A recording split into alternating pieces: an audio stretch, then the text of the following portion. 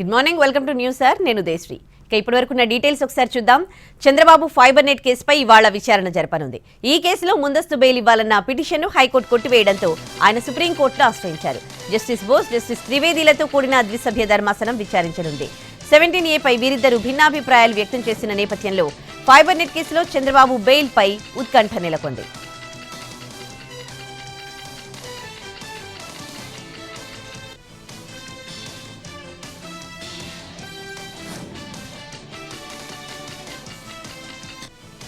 తెలంగాణలో ధరణి సమస్యలపై కమిటీ ఇవాళ రెండోసారి భేటీ కానుంది. ఆ తర్వాత ప్రభుత్వానికి నివేదిక అందజేయనుంది. ఇప్పటికే పలుమార్లు చర్చించిన కమిటీ ప్రభుత్వానికి తన పూర్తి నివేదిక ఇవ్వనుంది. ఇప్పటికే పలు సూచనలు చేసినట్టు తెలుస్తోంది.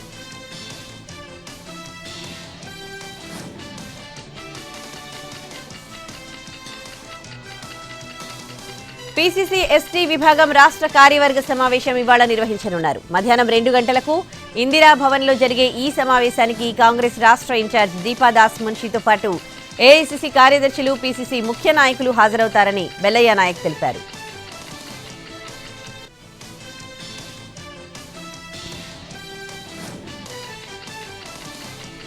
వైఎస్ షర్మిలకు ఏఐసీసీ కీలక బాధ్యతలు అప్పగించింది. ముందుగా ఊహించినట్టుగానే షర్మిలను ఏపీసీసీ చీఫ్ గా నియమిస్తూ ఏఐసీసీ కార్యదర్శి కేసీ వేణుగోపాల్ లేఖ విడుదల చేశారు.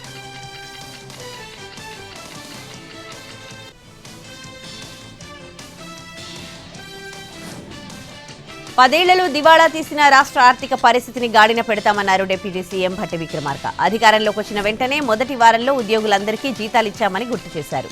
ఇందిరమ్మ డైరీని దేశంలోనే అతిపెద్ద డైరీగా మారేలా కృషి చేస్తామని తెలిపారు డిప్యూటీ సీఎం. మహిళలే భాగస్వాములుగా ఉండే విధంగా ఇందిరమ్మ డైరీని తయారు చేస్తామన్నారు.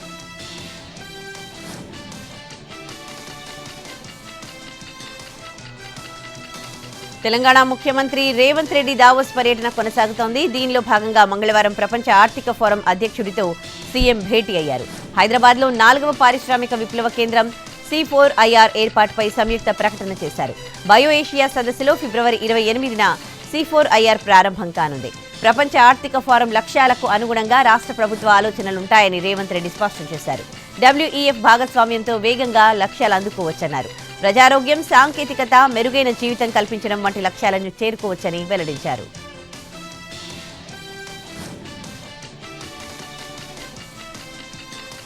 RRR పై తెలంగాణ ప్రభుత్వం ఫోకస్ పెట్టింది. త్వరగా నిర్మాణం పనులు మొదలు పెట్టాలని లక్ష్యంతో ముందుకు వెళ్తున్నట్లు సమాచారం. రాబోయే 3 నెలల్లో భూసేకరణను పూర్తి చేయాలని సీఎం అధికారులను ఆదేశించారు. ఈ మధ్య జరిగిన సమీక్షా సమావేశంలో రింగ్ రోడ్పై చర్చ జరిగినట్టు తెలుస్తోంది. ప్రాజెక్టుకు అవసరమైన భూసేకరణను 3 నెలల్లో పూర్తి చేయాలని సూచించారు. అడ్డంకులన్నీ అధిగమించి అందుకు అవసరమైన చర్యలు చేపట్టాలని ఆదేశించారు. ఔటర్ రింగ్ రోడ్ అవతల నిర్మించ తలపెట్టిన రీజనల్ రింగ్ రోడ్ భూసేకరణ ప్రక్రియ కొంతకాలంగా పెండింగ్లో పడింది.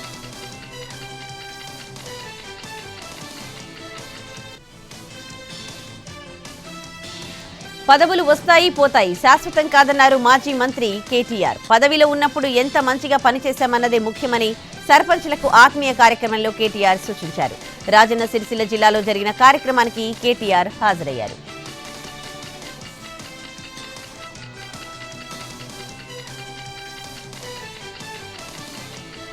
ప్రధాని మోడీ ఏపీలో పర్యటించారు. శ్రీ సత్యసాయి జిల్లాలోని లేపాక్షి ఆలయాన్ని సందర్శించారు.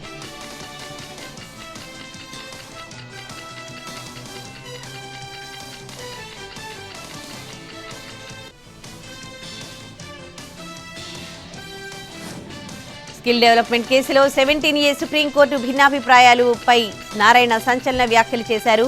న్యాయమూర్తుల్లో భిన్నాభిప్రాయాలు వ్యక్తమైనప్పటికీ ఇందులో రాజకీయ జోక్యం చోటు చేసుకుందన్నారు సిపిఐ నేత నారాయణ. బీజేపీకి ఎవరైతే అనుకూలంగా ఉన్నారో వాళ్లపై కేసులు ఉండవని, బీజేపీకి వ్యతిరేకంగా ఉన్నటువంటి రాజకీయ పార్టీలు, ఆ పార్టీ నాయకుల మీద ఎప్పుడు గాని కత్తులు వేలాడుతూనే ఉంటాయన్నారు. ఇది ఓ రకమైన రాజకీయ బెదిరింపు తప్ప మరొకటి కాదన్నారు నారాయణ.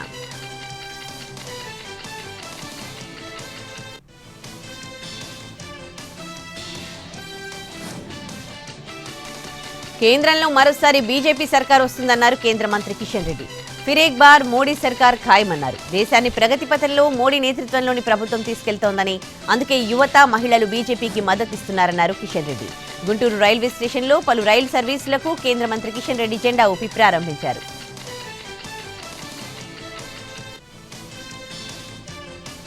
2 ఎమ్మెల్సీ స్థానాలకు అభ్యర్థులను ఖరారు చేసింది కాంగ్రెస్ అధిష్టానం. ఎమ్మెల్యే కోటాలో ఎంపికయ్యే 2 ఎమ్మెల్సీ స్థానాలకు అభ్యర్థులు ఖరారయ్యారు. వారిలో అద్దంకి దయాకర్, బల్మూరి వెంకట్ పేర్లను ఫైనల్ చేశారు. ఈ నెల 18న ఎమ్మెల్సీ నామినేషన్లకు ఆఖరు తేదీ కావడంతో హైకమాండ్ ఈ నిర్ణయం తీసుకుంది. ఇప్పటికే వెంకట్ కు ఫోన్ చేసి సమాచారం ఇచ్చినట్టు సమాచారం. నామినేషన్ సిద్ధం చేసుకోవాలని సూచించినట్టు తెలుస్తోంది.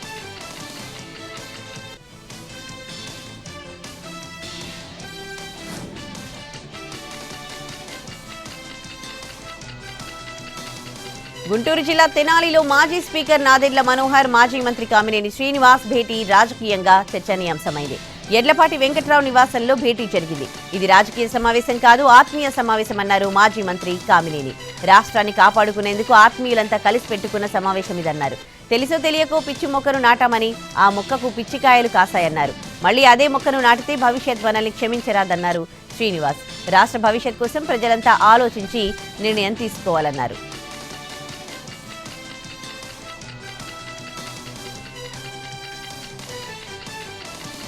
విజయవాడలో అంబేద్కర్ స్మృతి వనాన్ని సందర్శించారు ఎంపీ విజయసాయిరెడ్డి. విజయవాడ ఎంపీ కేసినేని నానితో కలిసి విగ్రహ ఆవిష్కరణ ఏర్పాట్లను పరిశీలించారు.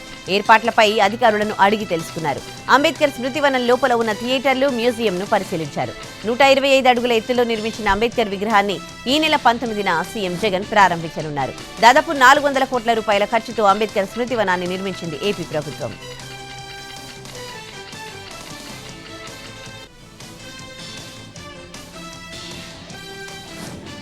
Back to news. సిపిఎం రాష్ట్ర కార్యదర్శి తమ్మినేని వీరభద్రానికి గుండెపోటు వచ్చింది. ఖమ్మంలో ఉండగా ఆయనకు ఛాతీలో నొప్పి రావడంతో మొదట ఓ ప్రైవేట్ హాస్పిటల్కు తరలించారు. అక్కడ పరీక్షలు నిర్వహించిన అనంతరం వైద్యుల సూచన మేరకు హైదరాబాద్లోని ఏఐజీ హాస్పిటల్కు తరలించారు.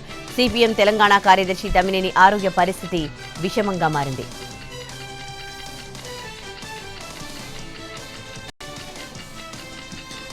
కొమరంభీం జిల్లాలో పులుల చావు అధికారుల మెడకు చుట్టుకుంది. నిర్లక్ష్యంగా వ్యవహరించారంటూ 3 సిబ్బందిపై సస్పెన్షన్ వేటు పడింది. Kagaznagar FDO Venubabu, FRO Venugopal, FSO పోషిటిని సస్పెండ్ చేస్తూ అధికారుల ఆదేశాలు జారీ చేశారు. విధి నిర్వహణలో వీరు నిర్లక్ష్యంగా వ్యవహరించినట్లు తేల్చారు. ఇటీవల కాగజ్ నగర్లో అటవీ డివిజన్లోని దరిగాం అటవీ ప్రాంతంలో 2 పులులు చనిపోయాయి. వాటి మరణానికి కారణాలపై పలు అనుమానాలున్నాయి. ఈ పులుల మరణాలకు బాధ్యుల్ని చేస్తూ 3పై వేటు పడింది.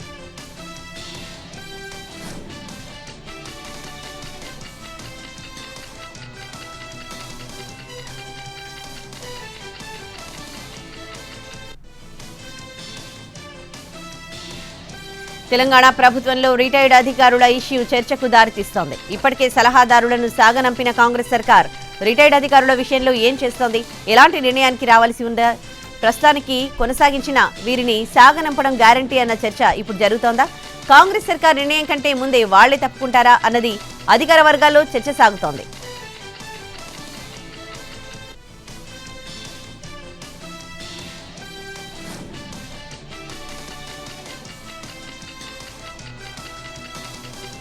బీజేపీ రాజ్యసభ సభ్యుడు జీవీఎల్ నరసింహారావు విశాఖలో మహాసంక్రాంతి సంబరాల్లో ఎంతో ఉత్సాహంగా పాల్గొన్నారు. ఈ మహాసంక్రాంతి సంబరాలకు ముగింపు సందర్భంగా జీవీఎల్ ఓ రిక్షా కార్మికుడిని కూర్చోబెట్టుకుని రిక్షా తొక్కారు. సంప్రదాయ పంచకట్టులో ఉన్న జీవీఎల్ నడుముకు కండువా బిగించి రిక్షా తొక్కారు. అనంతరం ఆ రిక్షా కార్మికుడికి డబ్బులిచ్చారు. దీనికి సంబంధించిన వీడియోను జీవీఎల్ తన ఫేస్బుక్ అకౌంట్లో పంచుకున్నారు.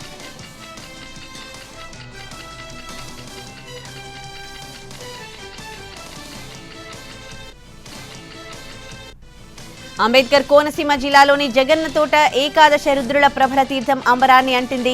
అంబాజీపేట మండలంలోని 11 గ్రామాల నుంచి ఏకాదశ రుద్రుల ప్రభలను ప్రత్యేకంగా అలంకరించి భుజాలపై వేసుకుని ఊరేగింపుగా తీసుకుని వచ్చి జగన్నతోటలో ఆసీనులు చేశారు. పెద్ద సంఖ్యలో భక్తులు తరలి రావడంతో ఈ ప్రాంతం జనసంద్రమైంది. ఏకాదశ రుద్రులను భక్తులు భక్తి శ్రద్ధలతో దర్శించుకుంటున్నారు.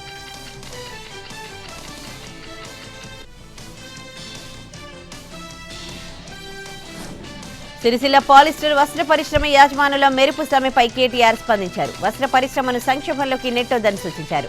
మరమగ్గ వస్త్ర పరిశ్రమకు కాంగ్రెస్ ప్రభుత్వం అండగా నిలవాలని డిమాండ్ చేశారు.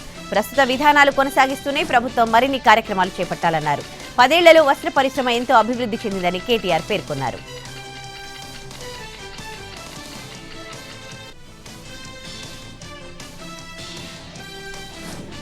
అనకాపల్లిలోని ఓ అత్తారింటికి విందుకు అదిరింది. కొత్త అల్లుడికి 300 రకాల వంటకాలతో పండగ భోజనం పెట్టారు అత్తమామలు. ఓ బియ్యం వ్యాపారి ఇంట్లో జరిగిన ఈ భారీ విందు ఇప్పుడు చాలా ఫేమస్ అయింది.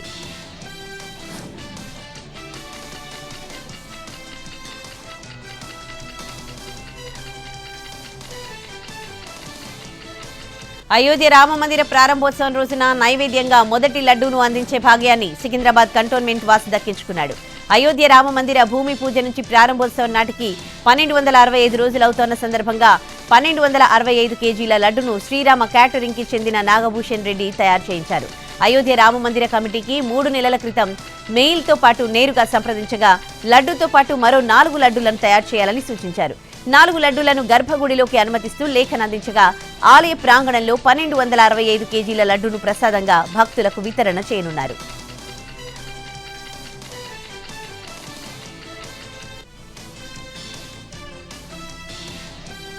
కేరళలోని ఎర్నాకుళంలో ప్రధాని మోడీ రోడ్ షో అట్టహాసంగా జరిగింది. మోడీ రోడ్ షోకు అభిమానులు, బీజేపీ కార్యకర్తలు పెద్ద ఎత్తున వెల్కమ్ చెప్పారు. అభిమానుల కేరింతల మధ్య మోడీ అందరికీ అభివాదం చేసుకుంటూ ముందుకెళ్లారు.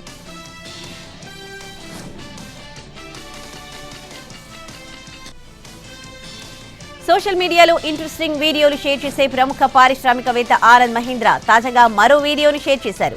క్షణాల్లో తాత్కాలిక రోడ్డు నిర్మాణం కోసం రూపొందించిన రోడ్వే కిట్ వీడియోను పంచుకున్నారు. ఇది ఎంతో అద్భుతంగా ఉందని ప్రశంసించిన ఆయన మన సైన్యానికి ఇది ఎంతో ఉపయోగపడుతుందన్నారు. క్లిష్టమైన భౌగోళిక ప్రాంతాల్లోనూ, మైదాన ప్రాంతాల్లోనూ సైన్యానికి సులువుగా ఆయుధాలు, వాహనాలు తరలించడానికి ఇది ఎంతో ఉపయోగపడుతుందన్నారు. ప్రకృతి విపత్తుల సమయంలోనూ ఇది ఉపయోగపడుతుందన్నారు ఆనంద్ మహీంద్ర. ఈ వీడియో ఇప్పుడు వైరల్ గా మారింది.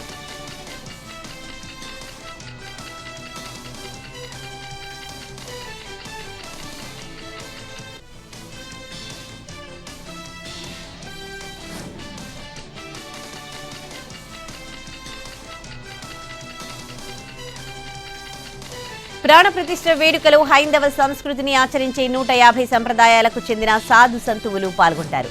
మహామండలేశ్వరుడు, మండలేశ్వరులు, శ్రీ మహంతులు, మహంతులు, నాగాలు, ఆదివాసీలు, గిరివాసీలు, తతవాసీలు, ద్వీపవాసీలు వేడుకను ఆలయ ఆవరణలో నుంచి వీక్షిస్తారు. శైవ, వైష్ణవ, శాక్త, సిక్కు, బౌద్ధ, రామానుజ, విష్ణునామి, వాల్మీకి, ఇస్కాన్, రామకృష్ణ మిషన్, చిన్మయ మిషన్, నిరంకారి, వీరశివ ప్రతినిధులు వేడుకలో పాల్గొంటారు. ప్రాణప్రతిష్ఠ తరువాత వీరందరికీ గర్భాలయంలో శ్రీరాముడి దర్శన భాగ్యం లభించనుంది.